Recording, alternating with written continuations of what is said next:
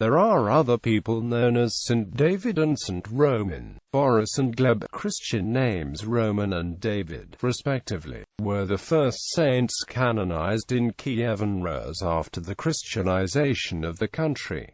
The feast day is observed on July 24. History. According to the two 11th-century lives of Boris and Gleb, they were younger children of Vladimir the Great, who liked them more than his other children. The primary chronicle says that the mother was a Bulgarian woman. Most modern scholars, however, argued that Boris and Gleb had different mothers, and were of different age. Boris, the elder, who had been already married and ruled the town of Rostov, was probably regarded as heir apparent to the Kievan throne. Gleb, who was still a minor, ruled the easternmost town of Murom. Both were murdered during the internecine wars of 1015 to 1019.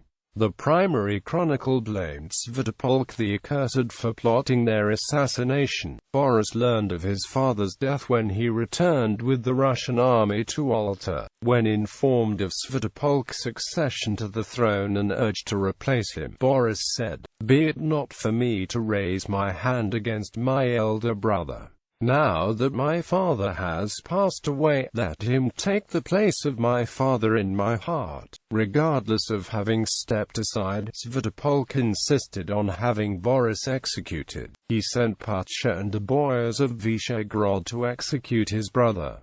Boris and his manservant were stabbed to death when sleeping in a tent. The prince was discovered still breathing when his body was being transported in a bag to Kiev, but the Varangians ended his life with the thrust of a sword. Gleb, under the impression that his father was not yet dead, was sent for by Svitopolk and rushed to his father's deathbed. On the way, the brother Yaroslav learned of Svitopolk's treachery and urged Gleb not to meet him. In the middle of praying to his deceased brother and God, Gleb was assassinated by his own cook, Torchen, who cut his throat with a kitchen knife. The life contains many picturesque details of Boris and Gleb's last hours, such as the sisters warning about the murderous plans of Svitopolk. The narrative is a masterpiece of hagiography, which unites numerous literary traditions. Actual circumstances of Boris and Gleb's life and death cannot be extrapolated from the hagiography. Perhaps the crucial evidence comes from several unbiased foreign sources which mention that Boris succeeded his father in Kiev, and was not lurking in Rostov as the Russian primary chronicle seems to imply. Moreover, the Norse Simon saga tells a story of the Varangian warriors who were hired by Yaroslav I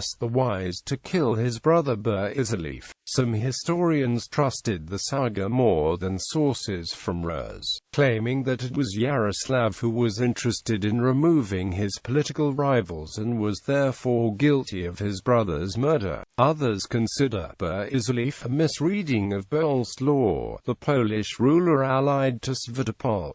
Veneration. Boris and Gleb received the crown of martyrdom in 1015. The brothers became known as Strastotupci, since they did not resist evil with violence. Boris and Gleb's relics were housed in the church of St. Basil in Vyshhorod, later destroyed. Boris and Gleb were glorified by the Orthodox Church in Rus in 1071.